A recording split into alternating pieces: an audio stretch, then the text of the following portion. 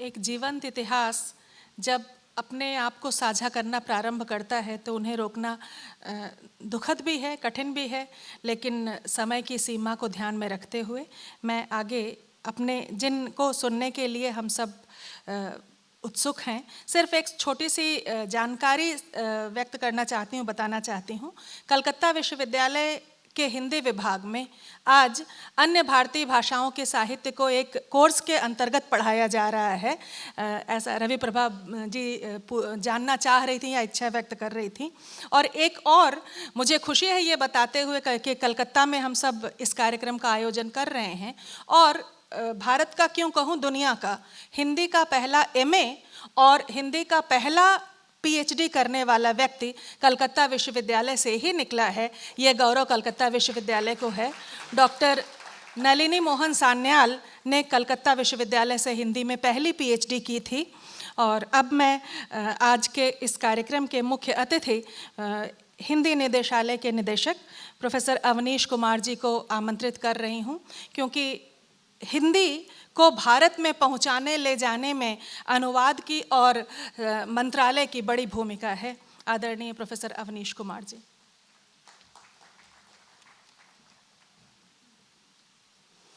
नमस्कार। मंच पर विराजमान परम श्रद्धेय, परम आदरणीय, सम्माननीय श्री केसरीनाथ त्रिपाठी जी, महामहिम राज्यपाल पश्चिम बंगाल एवं सभा के अध्यक्ष,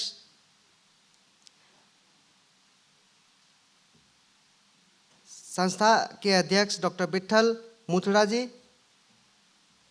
अध्यक्ष simplex infrastructure Shrimati Ravi Prabha ji, doctor Babulal Sharma ji, संपादक वैचारिकी एवं सम्मेलन संयोजक हिंदी सम्मेलन डॉक्टर तारा दुगड़ जी, प्रोफेसर राजश्री शुक्ला जी, सभा कक्ष में उपस्थित भारतीय विद्या मंदिर एवं भारतीय संस्कृति संसद के समस्त पदाधिकारीगण, विद्वान साथियों, देश विदेश से पधारे हुए हिंदी साहित्य जगत के शिक्षक साथियों, अनुसंधानकर्ता, सभा कक्ष में उपस्थित छात्र एवं प्रेस मीडिया के साथी, हिंदीतर प्रांतों एवं विदेशों में हिंदी भाषा साहित्य दशा दिशा विषय पर आयोजित 3 दिवसीय अंतर्राष्ट्रीय सम्मेलन के उद्घाटन के अवसर पर एकत्र आप सभी को मेरा करबद्ध नमस्कार। केंद्रीय हिंदी निदेशालय एवं वैज्ञानिक तकनीकी शब्दावली आयोग परिवार की ओर से मैं आप सभी का हार्दिक अभिनंदन करता हूं। भारतीय विद्या मंदिर तथा भारतीय संस्कृति संसद के संस्थापक, हिंदी के मार्गदर्शक, समाज के मार्गदर्शक, परम श्रद्धेय माधवदास जी मुंदड़ा जी के जन्म शताब्दी वर्ष के अवसर पर सर्वप्रथम उनको मैं नमन करता हूं। निदेशालय एवं शब्दावली आयोग परिवार की ओर से भी उनको नमन करता हूं। अपने आप को सौभाग्यशाली मानता हूं कि आपके पवित्र श्री चरणों में आज इस मंच से मुझे नमन करने का अवसर प्राप्त हुआ। आयोजकों के प्रति कृतज्ञता व्यक्त करता हूं कि आपने मुझे आमंत्रित कर कृतार्थ किया। आपके प्रति कृतज्ञता व्यक्त करता हूं। 3 दिवसीय अंतर्राष्ट्रीय सम्मेलन का जो उद्देश्य नियत किया गया, जिसमें हिंदीतर प्रांतों एवं विदेशों में हिंदी भाषा साहित्य शिक्षण, शिक्षा का माध्यम हिंदी प्रचार प्रसार की स्वीकार्यता, साहित्य सर्जन, पारस्परिक अनुवाद एवं हिंदी प्रांतों की भूमिका उत्कृष्ट है। हिंदी को जन जन की भाषा बनाने के लिए उद्देश्य का चुनाव श्रेष्ठतम है। आयोजकों को इसके लिए साधुवाद देता हूँ। चिंतन, ज्ञान एवं भाषा को समृद्ध बनाने के लिए इसके साथ अतिरिक्त कोई भी सुगम पथ नहीं है जिसके द्वारा हम राष्ट्र का निर्माण कर सकें, राष्ट्र का विकास कर सकें। जहाँ तक चिंतन का विषय है वह अपनी मातृभाषा में ही किया जाता है। ज्ञान सीखने के लिए ज्ञान को भाषाओं के बंधन से हमें मुक्त रखना होगा तथा ज्ञान को विस्तारित करने के लिए हमें जन जन की भाषा को अपनाना होगा। हमारा ज्ञान हमारी भाषा में उपलब्ध हो। इसके लिए हमें लगातार प्रयास करने होंगे और ये हमारा कर्तव्य भी है, दायित्व भी है और इसी में सभी कुछ है कि जो हमारा ज्ञान है वो हमारी अपनी भाषा में उपलब्ध हो। यदि हम राष्ट्र का विकास करना चाहते हैं तो ज्ञान हमारी भाषा में, जन जन की भाषा में होना चाहिए। भाषा और गणित दो ऐसे विषय हैं जिनमें पारंगत हुए बिना हम राष्ट्र को विकसित नहीं कर सकते। अमेरिकी राष्ट्रपति अब्राहम लिंकन ने कहा था, I quote, every ruler of the state should learn geometry arithmetic, unquote, then geometry arithmetic was known as mathematics. भाषा से मिलता है हमें ज्ञान, वह ज्ञान जो विद्वत जनों द्वारा दिया जाता है और जन सामान्य द्वारा जीवन शैली को सुगम बनाने के लिए प्रयोग किया जाता है। भाषा हमारी संस्कृति है। भाषा के बिना संस्कृति अधूरी है। भाषा बिना ज्ञान और शिक्षा दोनों ही पूर्णता को नहीं पा सकते।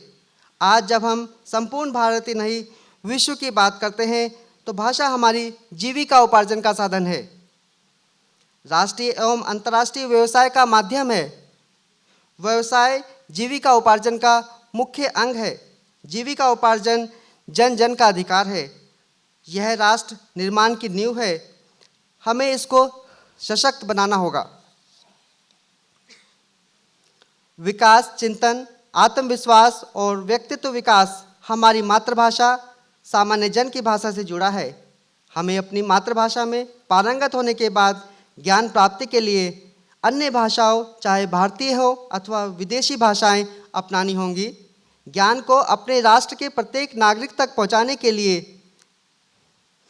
ताकि प्रत्येक भारतीय का इस जीवन स्तर ऊपर उठ सके, हमें हिंदी में ज्ञान को उपलब्ध कराना होगा।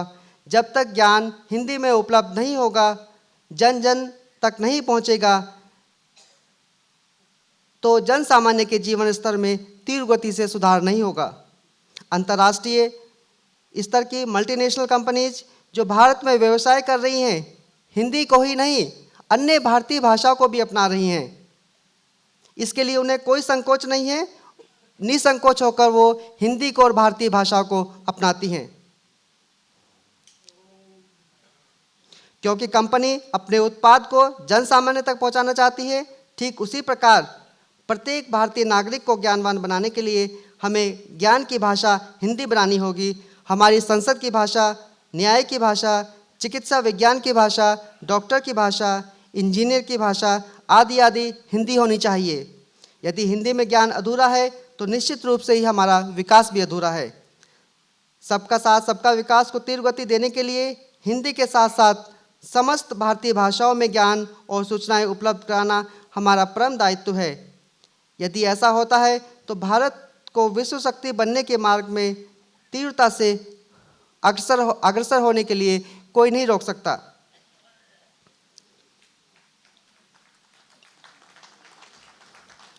भारत सरकार द्वारा मुझे केंद्रीय हिंदी निदेशालय तथा वैज्ञानिक तथा तकनीकी शब्दावली आयोग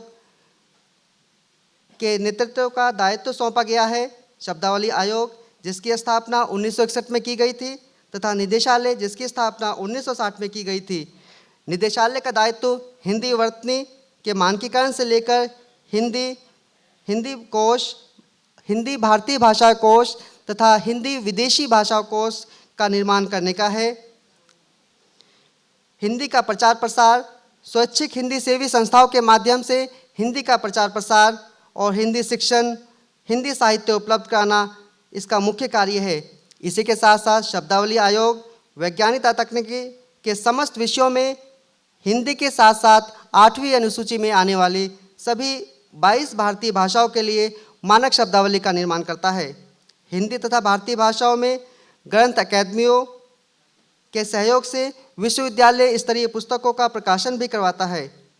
निदेशालय एवं शब्दावली के समस्त ग्रंथों के ई संस्करण उपलब्ध कराने की दिशा में कार्य प्रगति पर है। शब्दावली आयोग द्वारा जो प्रशासनिक शब्दावली है उसका मोबाइल ऐप भी तैयार कराया गया है और mobile app Google play store में CSTT ग्लोसरी के नाम से निःशुल्क उपलब्ध है। मेरा प्रयास है कि नूतन वर्ष 2018 में हम अपने पाठकों तक निदेशालय और आयोग के समस्त डिक्शनरी, कोश तथा शब्दावलियाँ ई संस्करण उपलब्ध करा सकें, और इसके लिए हम लगातार प्रयास कर रहे हैं। इसी के साथ साथ निदेशालय में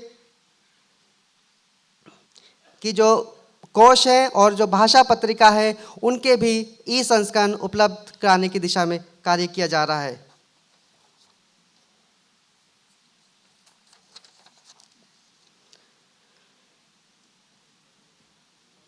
डॉक्टर विठल दास मुद्रा जी ने कि जो प्रयास इस सम्मेलन के आयोजन का किया है वो अत्यंत सराहनीय है। आप द्वारा की गई पहल निश्चय ही राष्ट्र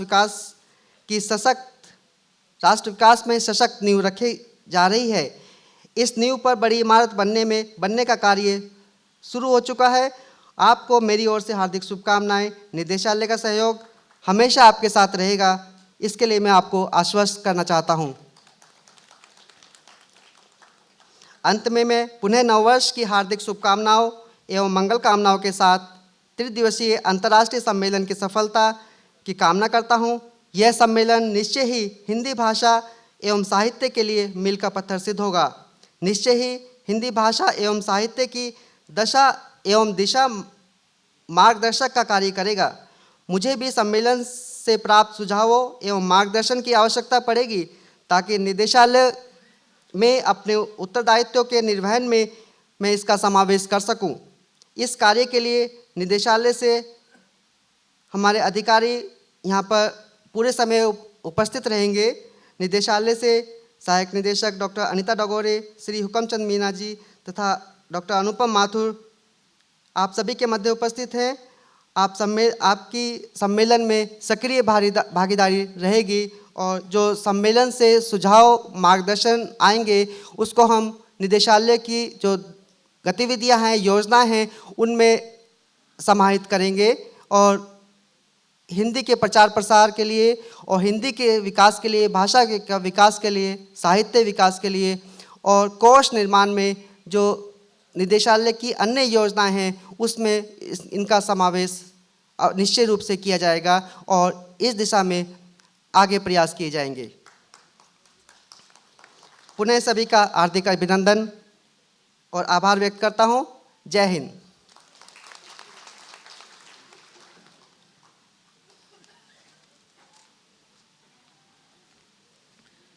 हार्दिक धन्यवाद प्रोफेसर अवनीश कुमार जी।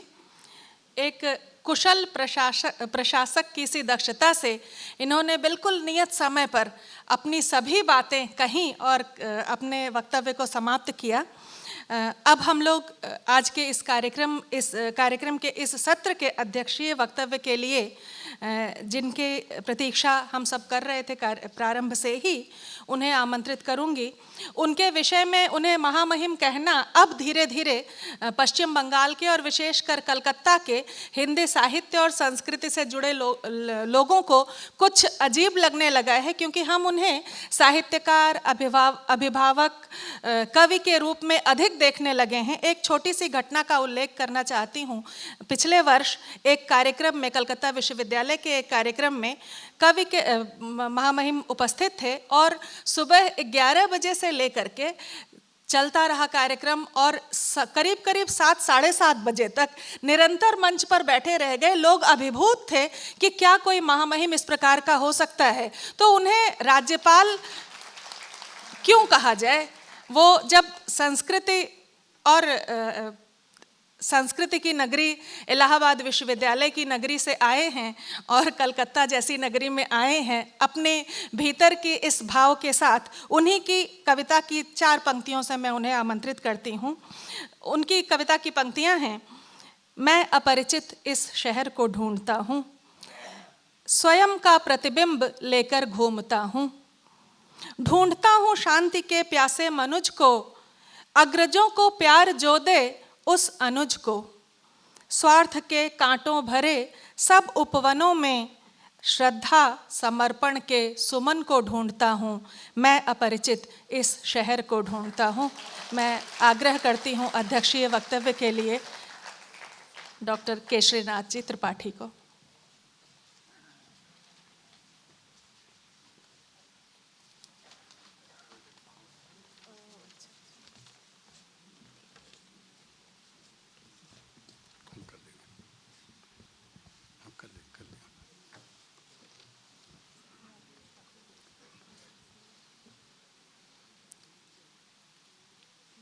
मानव संसाधन विकास मंत्रालय के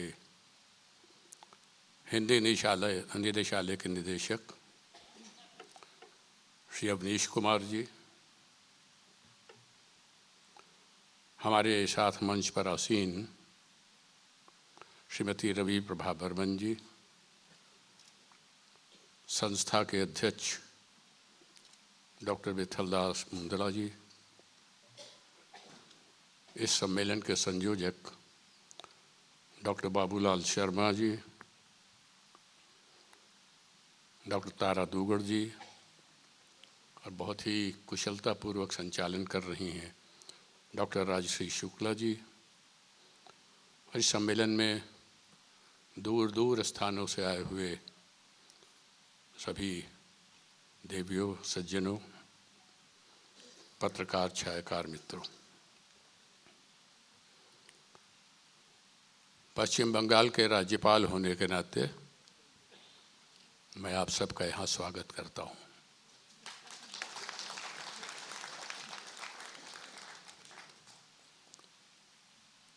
आज के इस कार्यक्रम का विषय है हिंदी के प्रचार प्रसार में हिंदी प्रांतों की भूमिका, या ऐसे प्रदेशों की भूमिका जहाँ राजभाषा हिंदी नहीं है। बड़ा व्यापक विषय है। हिंदी एक भाषा है।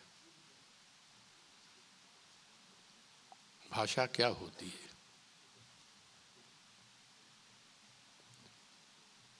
मन के विचारों को प्रकट करने के लिए अक्षरों को संयोजित करके उसका प्रस्तुतिकरण।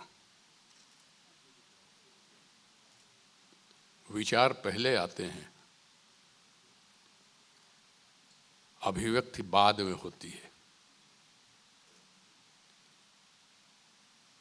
लेकिन विचार कैसे हो, किस प्रकार से उन्हें अभिव्यक्त किया जाए कि वह समाज के हित में हो।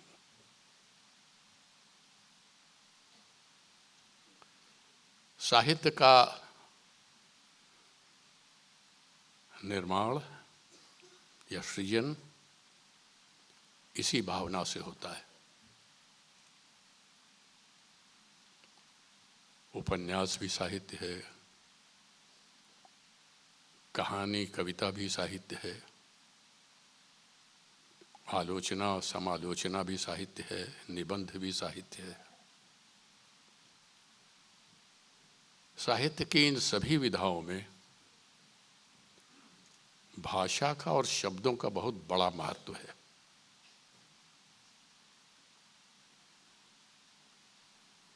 क्योंकि इन सब लेखन का तात्पर्य और उद्देश्य यही होता है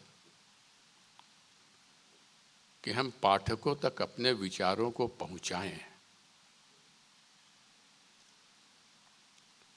इसलिए शब्द या शब्द के स्थान पर भाषा कहें तो उसके प्रचार प्रसार के लिए सबसे आवश्यक तत्व है सरलता, संप्रेषणीयता।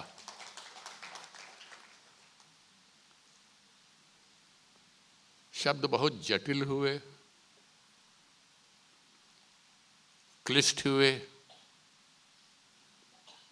तो पढ़ते समय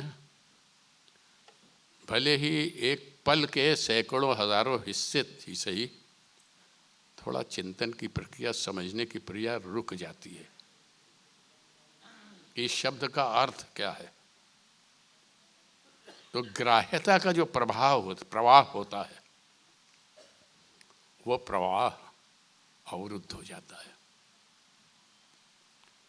और इसीलिए संप्रेषणीयता को प्रभावी बनाने के लिए भाषा की सरलता मेरी दृष्टि से आवश्यक है। हम अपने विचार पहुंचा नहीं सके आपको तो फिर लेखन का कोई लाभ नहीं। लेकिन हम पहुंचा क्यों नहीं सके? हम क्या लिपि से अज्ञान है, उससे अनजान है, या शब्द से ही अनजान है, या जो अभिव्यक्त हो रही है उसके बारे में कोई ज्ञान ही नहीं है? एक घटना का उल्लेख आपके सामने करता हूं, कई बार कर चुका हूं।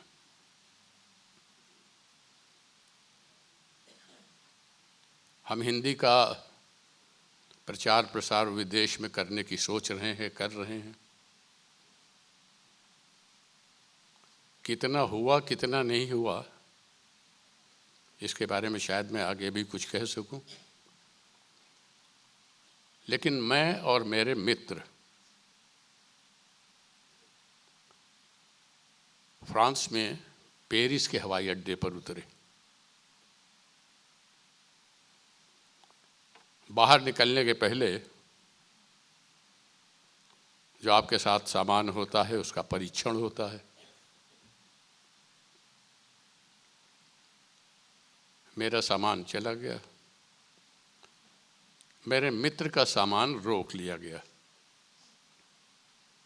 तब तक मैं बाहर निकल चुका था। उन्होंने आवाज़ दी, मुझे बुलाया। वो हमसे बोली, क्या गिटपिट डिटपिटी महिला पड़ रही, मेरा सामान रोके हुए है, समझ में नहीं आ रहा है। वो महिला फ्रेंच भाषा में बात कर रही थी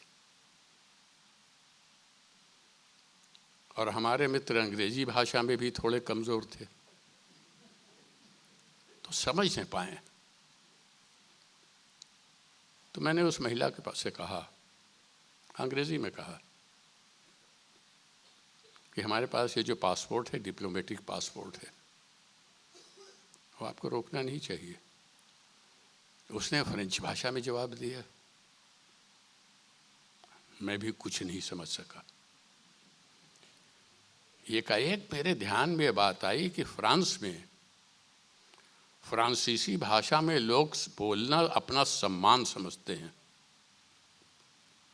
तो मैंने अंग्रेजी में उस महिला से कहा, क्योंकि यूरोप के अनेक स्थान ऐसे हैं जहां हवाई अड्डे पर नियुक्ति के लिए 3 भाषाएं जानना जरूरी है, जर्मन, अंग्रेजी और फ्रेंच। तो मैंने अंग्रेजी में उस महिला से कहा कि क्या आप चाहते हैं कि मैं अपने देश की भाषा जो हिंदी है उसमें बोलूं? वो आप समझ नहीं पाएंगे मैडम। तब उसने अंग्रेजी में जवाब दिया, yes you are welcome to speak in Hindi even though I don't understand it. ये एक शब्द कि आप अपने देश की भाषा बोलिए, भले ही मैं न समझूं, लेकिन वो अच्छा होगा। इससे क्या निष्कर्ष निकला? जब कोई भाषा देश के स्वाभिमान की भाषा हो जाती है, जब कोई भाषा देश की पहचान की भाषा हो जाती है, तो वो सार्वजनिक सम्मान की भाषा हो जाती है। इसका अनुभव मुझे हुआ। विदेश की धरती पर हिंदी बोलने वालों की, पढ़ने वालों की, समझने वालों की संख्या बहुत है। इंग्लैंड के एक मेरे मित्र ने प्रयोग किया। भारत से उन्होंने एक चिट्ठी भेजी, रहने वाले वहीं कहीं इंग्लैंड के हैं, अपने घर एक चिट्ठी भेजी। उस पत्र में पूरा पता उन्होंने हिंदी में लिखा और नीचे केवल अंग्रेजी में यूके लिख दिया। अपने शहर का नाम और यूके अंग्रेजी में लिखा और शेष पता उन्होंने हिंदी में लिख दिया, केवल प्रयोग के लिए कि क्या यह हिंदी में लिखा हुआ पत्र मेरे घर इंग्लैंड में पहुंचेगा कि नहीं पहुंचेगा। और लिखने के लगभग 3 हफ्ते पश्चात वह पत्र उनके घर पहुंच गया। कैसे पहुंचा? कहीं न कहीं कुछ ऐसे लोग रहे होंगे जो हिंदी भाषा समझते होंगे, कहीं न कहीं कुछ ऐसे लोग रहे होंगे जो हिंदी भाषा समझने के साथ साथ मन के अंदर अनुभूति कर रहे होंगे, उन्हें अनुभूति हो रहेगी यह एक ऐसी भाषा है, इसको जानना कभी कभी आवश्यक हो जाता है। अब तो बहुत प्रचार प्रसार हो रहा है। मुझे एक गोष्ठी में जाना पड़ा अमेरिका,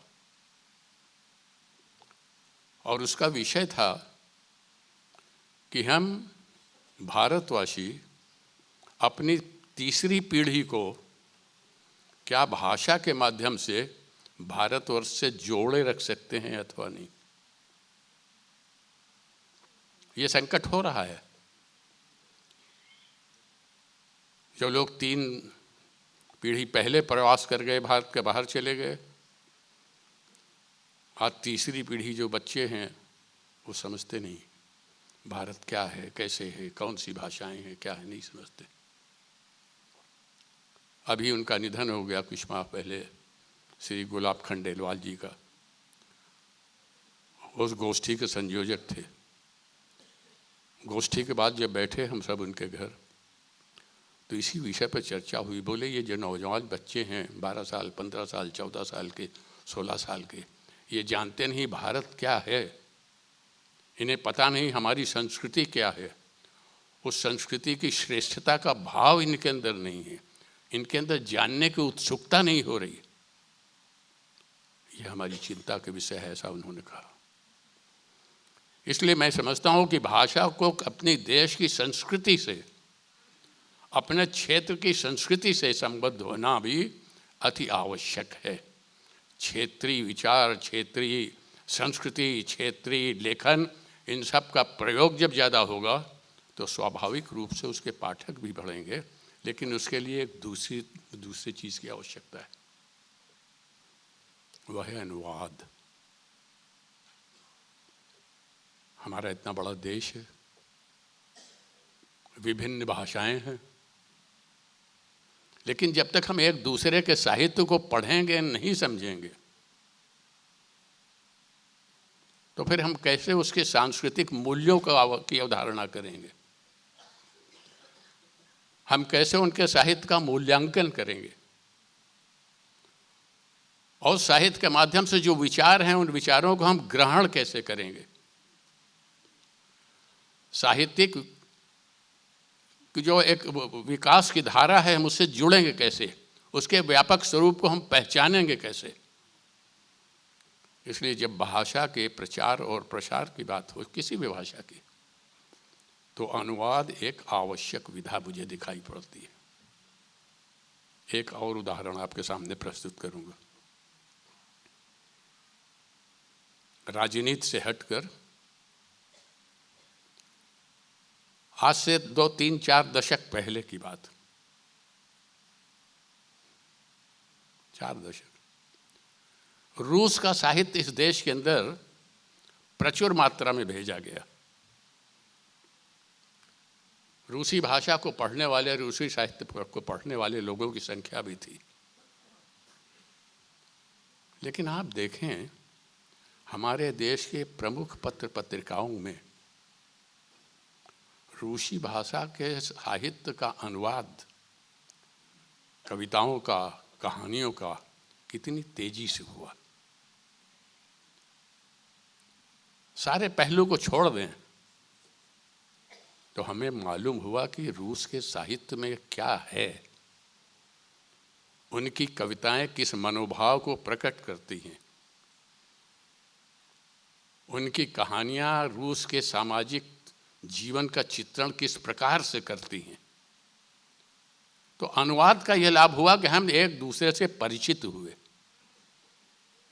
और ये प्रसन्नता की बात है कि आज भारत के अनेक लेखकों की, कहानीकारों की, कवियों की कविताओं का अनुवाद दूसरे देश की भाषाओं में हो रहा है।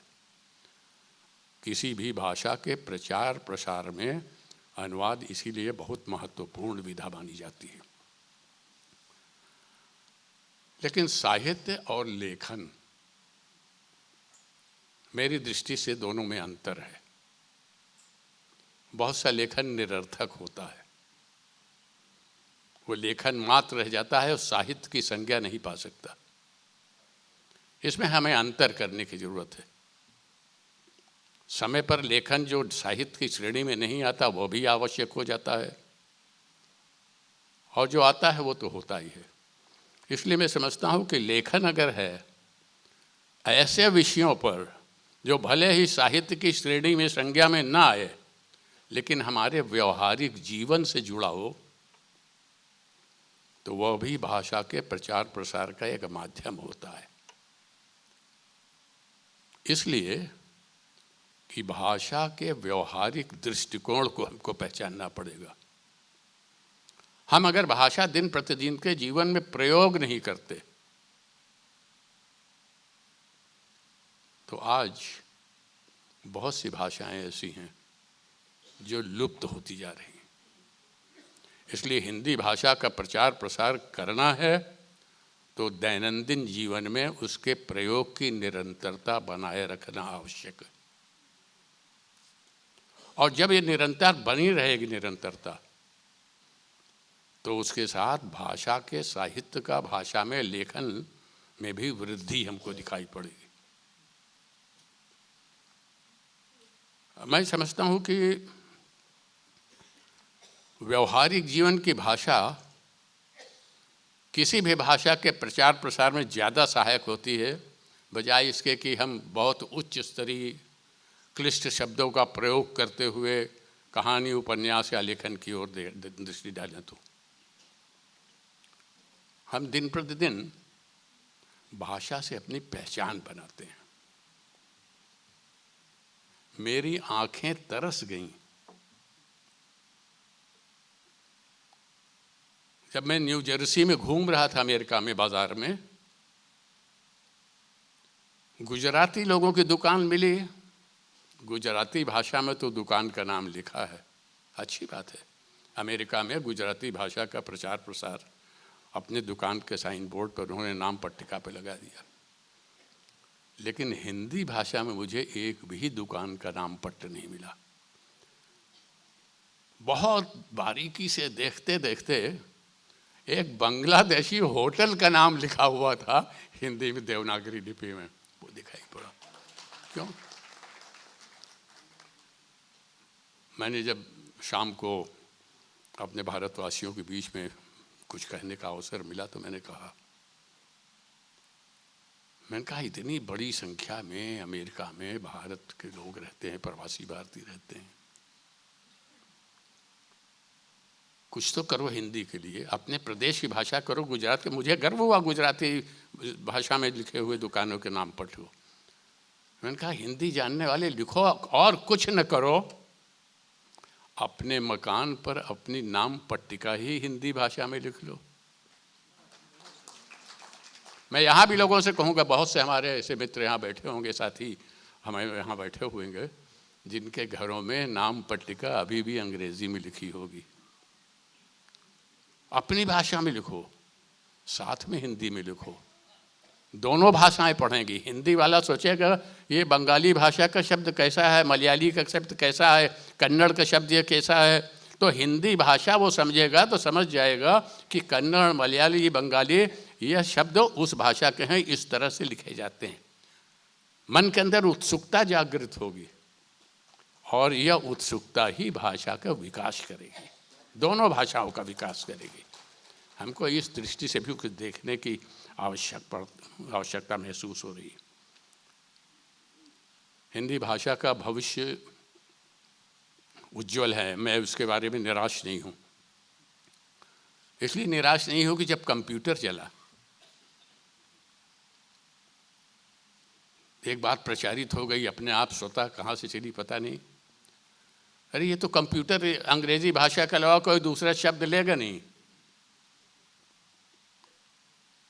लेकिन वो जो अंग्रेजी में कहावत है कि necessity is the mother of invention, आवश्यकता आविष्कार की जननी है।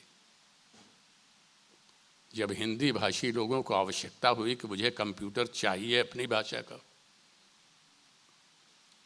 तो आज आपके मोबाइल में भी और हर जगह कंप्यूटर पे हिंदी भाषा, SMS भी है, गूगल भी है, सब कुछ है। जब जब आवश्यकता पड़ी तो भाषा ने विकास का क्रम अपने आप अपना लिया।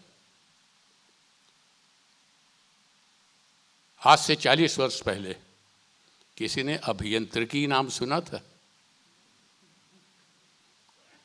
इंजीनियर के लिए अभियंता नाम सुना था?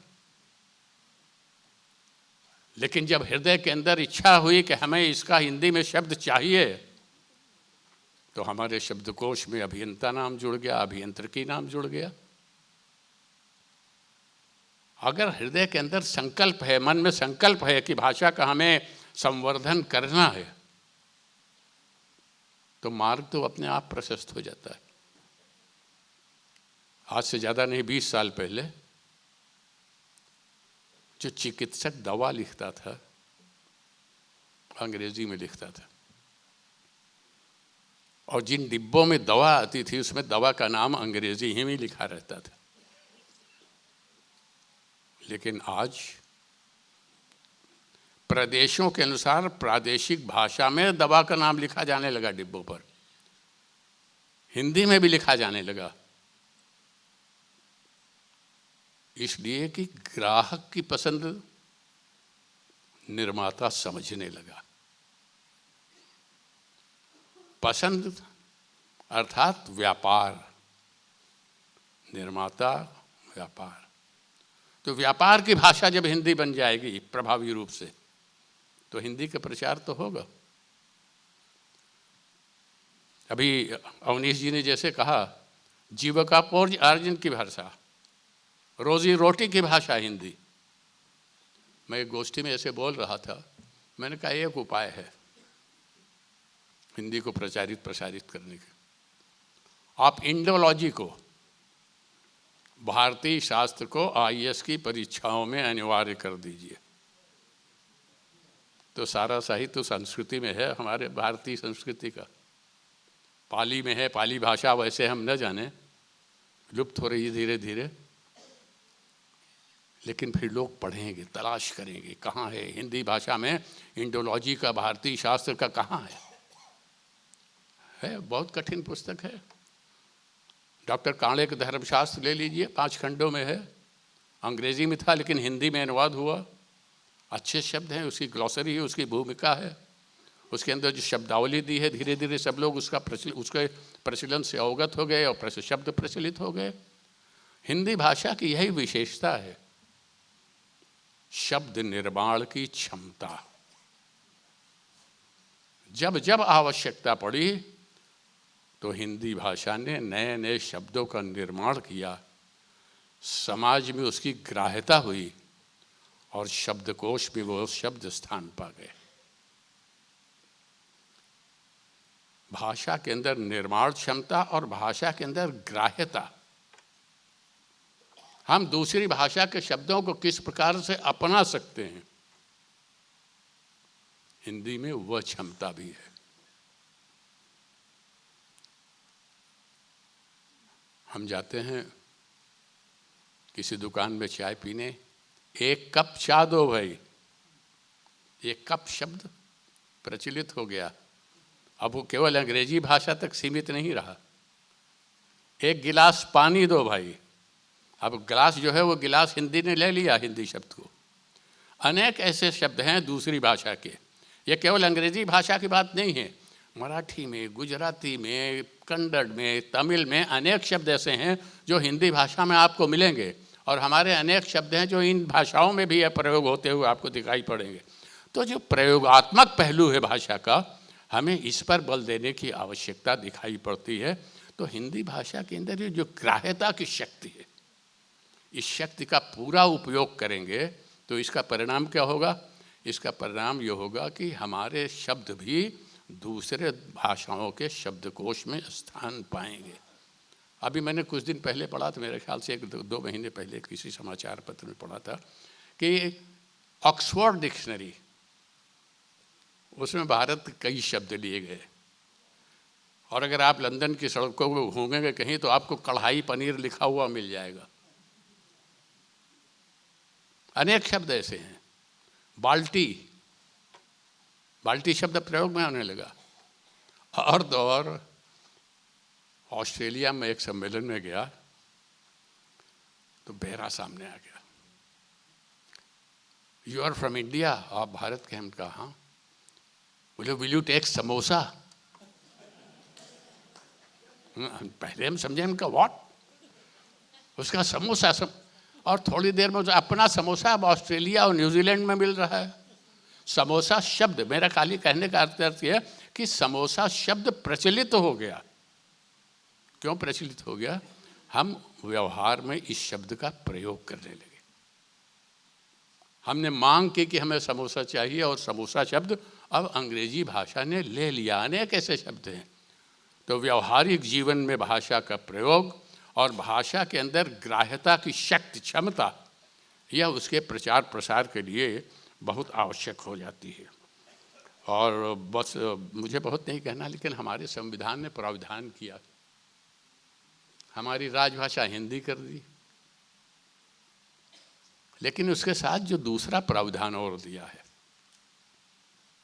कि हमारी केंद्र सरकार हिंदी के प्रचार प्रसार के लिए इस प्रकार से हिंदी भाषा का विकास करेगी ताकि उसके अंदर भारतीय संस्कृति की अभिव्यक्ति की क्षमता बढ़े। निदेशालय के हमारे निदेशक अवनीश जी बैठे हुए हैं, तो मुझे लगता है कि इस दिशा में थोड़ा और काम करना चाहिए। हो रहा है काम, ऐसा नहीं। तमाम यहाँ कलकत्ता में तो मैं देख रहा हूँ कि अनेक विभागों में राजभाषा सम्मेलन होता है, राजभाषा के से जुड़े कार्यक्रम होते हैं, लेकिन वो केवल पत्रिका के प्रकाशन तक और केवल अपने अधिकारियों के बीच में बैठकों तक। आओ बाहर प्रयोग करें, हम अपने कार्यालय के बाहर भी हिंदी भाषा का प्रयोग करें। जो आए हमसे कहे कि हिंदी भाषा, तो उनका हिंदी भाषा। मैं नसाऊ गया, एक और घटना मुझे स्मरण आ गई। नसाऊ एक राजधानी है, बहामास द्वीप समूह है उनकी। जैसे हमारे यहाँ भारत के नीचे श्रीलंका है, उसी प्रकार अमेरिका के नीचे 30 से अधिक द्वीप समूह में फैले हुए हैं। उनकी राजधानी नसाऊ में है, वहाँ एक सम्मेलन हुआ। इसलिए मैं इस घटना को उल्लेख करना चाहता हूँ कि हमारा राष्ट्रीय स्वाभिमान भी भाषा से जुड़ना चाहिए। तो एक गोष्ठी में मुझको भी 3 लोगों के पैनल का क्या कहेंगे हिंदी में, राजश्री जी बताएंगे पैनल में, तो मुझे भी बैठा दिया गया। और हम लोगों का काम यह था 3 लोगों का कि जितने लोग वहाँ अपना भाषण करें, उन भाषण का संक्षिप्त स्वरूप हम वहाँ प्रस्तुत करें। जब मेरा अवसर आया तो मैंने कहा कि मैं भारत में उत्तर प्रदेश से हूँ। उत्तर प्रदेश भारत का सबसे बड़ा प्रदेश है और उसकी राजभाषा हिंदी है। मैं अपना भाषण हिंदी में करूँगा। संजोगवश अटल जी भी दूसरे गोष्ठी में थे, उसी सम्मेलन में, वो दूसरे कमरे में थे। मैंने कहा हिंदी में करूँगा। और उस कमरे में 30-35 देशों के प्रतिनिधि बैठे थे। किसी ने एतराज नहीं किया। एतराज किया एक अंग्रेज ने, जो अंग्रेज इंग्लैंड का प्रतिनिधि था। बहुत जोर से बोला, What do you mean? I have been in India. I know Marathi, I know Punjabi, I know Gujarati. I can speak in Gujarati, but language of this floor is English. मैंने कहा, Mister, you are welcome to speak in Gujarati, Marathi, any Indian language. I'll translate it for the benefit of all those who are present here. Please do speak in Gujarati or Marathi or Punjabi. नहीं बोला। और तब मैं अपना भाषण मैंने हिंदी में किया। मैंने उनसे कहा कि मैं अपने भाषण का अनुवाद अंग्रेजी में करके बता दूंगा। अंग्रेजी में फिर 20 मिनट का समय था, 10 मिनट हिंदी और 10 मिनट अंग्रेजी।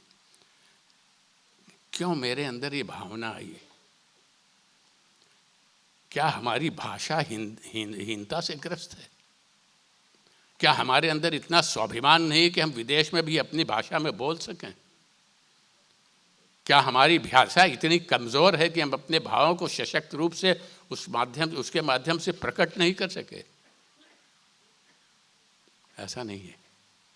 संकल्प होना चाहिए, लक्ष्य होना चाहिए। और जब संकल्प होगा, लक्ष्य होगा सामने, तो फिर भाषा के प्रवाह को कोई रोक नहीं सकेगा। समय लग सकता है। मैं समझता हूँ कि संपर्क भाषा भी हिंदी से ज़्यादा कोई उचित भाषा नहीं है। विभिन्न प्रदेशों में जाइए, इस देश में 90 करोड़ लोग हिंदी को बोलते हैं, समझते हैं, सारे देश में बोली जाती है। एक प्रदेश की बात छोड़ दें, वहाँ भी अब हिंदी का प्रचलन हो गया है। राजनीतिक कारणों से विरोध हुआ था, लेकिन वहाँ भी अब हिंदी लोग बोलते हैं, समझते हैं। तो मैं समझता हूँ सारे देश की संपर्क भाषा तो हिंदी है ही। और जब संपर्क भाषा जो है संपर्कता में प्रगाढ़ता लाएगी तो दूसरी भाषा भी समृद्ध होगी, हिंदी भी समृद्ध होगी। परस्पर समृद्धि का संदेश लेकर के हम यहाँ से जाएंगे, अच्छे अच्छे रूप से हम विचार करेंगे, एक स्तरीय विचार इस सम्मेलन में होगा और एक दूसरे के विचारों से हम लाभान्वित होंगे। इसी आशा के साथ मैं अपनी वाणी को विराम देता हूँ। इस अत्यंत प्रेरक और सारगर्भित अध्यक्षीय वक्तव्य के बाद मैं धन्यवाद ज्ञापन के लिए डॉक्टर तारा दुग्गड़ को आमंत्रित करती हूँ और यहाँ उपस्थित सभी महानुभावों के प्रति सादर अभिवादन व्यक्त करती हूँ। नमस्ते।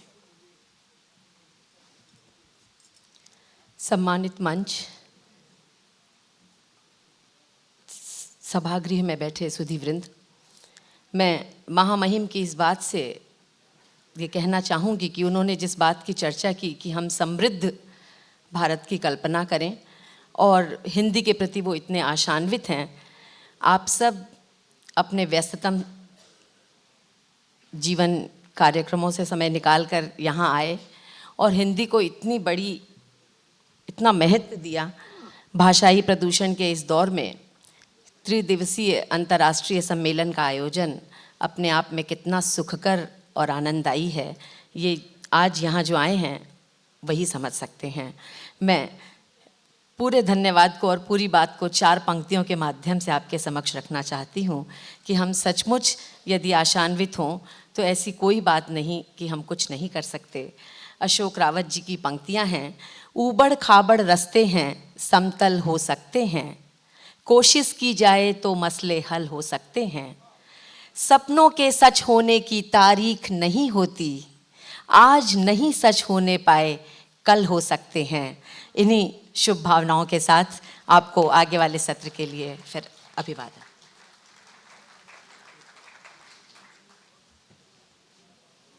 उद्घाटन सत्र में इस धन्यवाद ज्ञापन के साथ में अपना उद्घाटन सत्र समाप्त होता है। इसके बाद में रचना सत्र है जिसमें कि काव्य पाठ या कोई लघु व्यंग्य रचनाएं वगैरह सुनाएंगे। अब जैसे मैंने आपसे कहा था कि हमारे कविवर श्रद्धेय त्रिपाठी जी हैं विराजमान, अब उनको तो दूसरे कार्यक्रम में जाना है, कई तरह की मजबूरी हैं। फिर भी हम एक मध्यांतर रखेंगे 10 मिनट का, चाय पानी के बाद में फिर रचना सत्र प्रारंभ होगा। लेकिन मैं आदरणीय त्रिपाठी से अनुरोध करता हूं कि वे यदि 1 या 2 कविताएं सुना करके और फिर पधारें तो उचित होगा। एक छोटी सी रचना है, गेय नहीं है, न दोहा है, न चौपाई है, न छंद है, ये केवल मन का द्वंद्व है।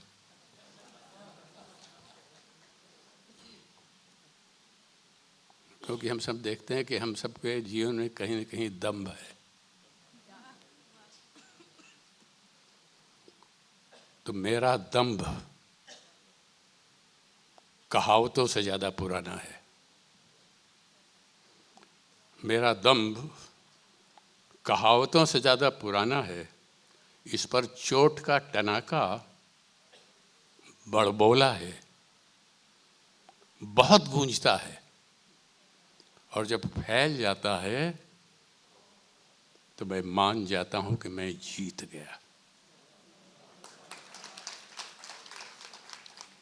और अगली पंक्तियों पर ध्यान देंगे आप, एक एक शब्द पर।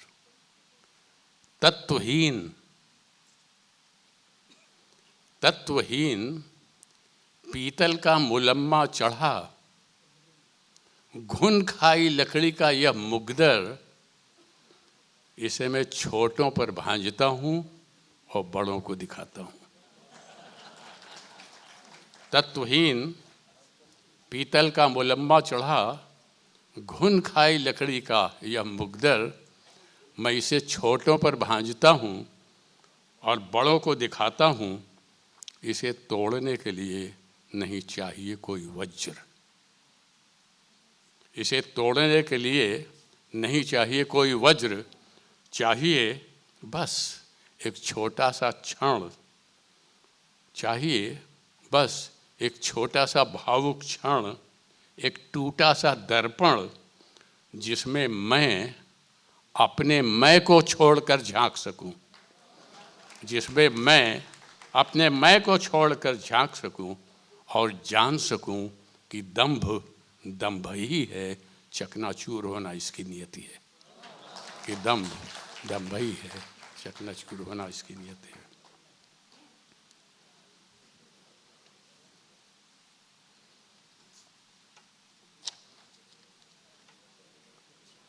और एक क्षितिज के उस पार देखे हम अभी क्यों, क्षितिज के उस पार देखे हम अभी क्यों, अभी तो इस पार का जीवन बहुत अवशेष है, अभी तो इस पार का जीवन बहुत अवशेष है। नयन खुलते ही मिला आंचल जो उसके स्नेह का, नैन खुलते ही मिला आंचल जो उसके स्नेह का, जीवेम शरदः शतम गुंजन है जिसके नेह का, आशीर्वचन की उस किरण का प्रस्फुटन बन, अंक में माँ के अभी तो कुल बुलाना शेष है, क्षितिज के उस पार देखे हम अभी क्यों, अभी तो इस पार का जीवन बहुत अवशेष है।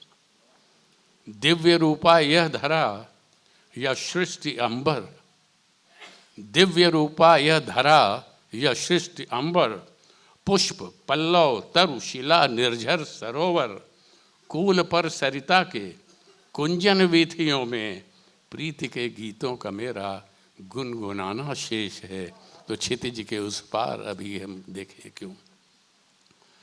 और शेष है अंगार पथ पर झूम कर, मैं एक आयु के हिसाब से बालापन, फिर युवा, फिर उसके आगे किशोर, फिर युवा, और उस तरह से जोड़ने की कोशिश की है। शेष है अंगार पथ पर झूम कर चलना अभी, ये युवा शक्ति का शेष है। अंगार पथ पर झूम कर चलना अभी, और दहकते होठ से है प्यार का बहना अभी, तो स्नेह का वर्षण करे जो प्रेम का सिंचन करे, व्योम में सागर सुतों का गड़गड़ाना शेष है, व्योम में सागर सुतों का गड़गड़ाना शेष है। और जिंदगी कुछ दिवस का ही से योग फल केवल नहीं, जिंदगी कुछ दिवस का ही योग फल केवल नहीं, कर्म की अनुभूति है यह शर्त पर चलती नहीं, कर्म की अनुभूति है यह शर्त पर चलती नहीं, तो है जहाँ हर पल स्वयं में एक ही अध्याय सा, है जहाँ हर पल स्वयं में पूर्ण एक अध्याय सा, कई सोपानों की गाथा अभी लिखना शेष है, तो क्षितिज के उस पार देखे हम अभी क्यों, अभी तो इस पार का जीवन बहुत अवशेष है। और अंतिम है, शैल शिखरों से मुखौटे सागर तलों में धंस गए, शैल शिखरों से मुखौटे और सागर तलों में धंस गए, और बौने आदमी सर्वत्र प्रचलित हो गए, तो नए युग के आदि का आह्वान करने के लिए, नए युग के आदि का आह्वान करने के लिए एक मानव का अभी निर्माण करना शेष है, तो क्षितिज के उस पार हम देखें अभी क्यों, अभी तो इस पार का जीवन बहुत अवशेष है, अभी तो इस पार का। आपने मेरे आग्रह को स्वीकार किया और कविता पाठ की, मैं बहुत बहुत कृतज्ञ हूँ, बड़ा आनंद आया। ठीक है, तो आप तो जी जी जी, अब चूँकि कवि सम्मेलन का शुभारंभ कर दिया है और ऐसे शुभारंभ का अवसर देखिए आपके हमारे वरिष्ठतम कविवर ने कर दिया है। तो क्या राय आपकी कि हम कविता को प्रारंभ कर दें कवि सम्मेलन को? तो मैं अगले इसकी रचना सत्र के संयोजक रावल पुष्प जी को बुलाता हूं और वह संयोजन प्रारंभ कर दें।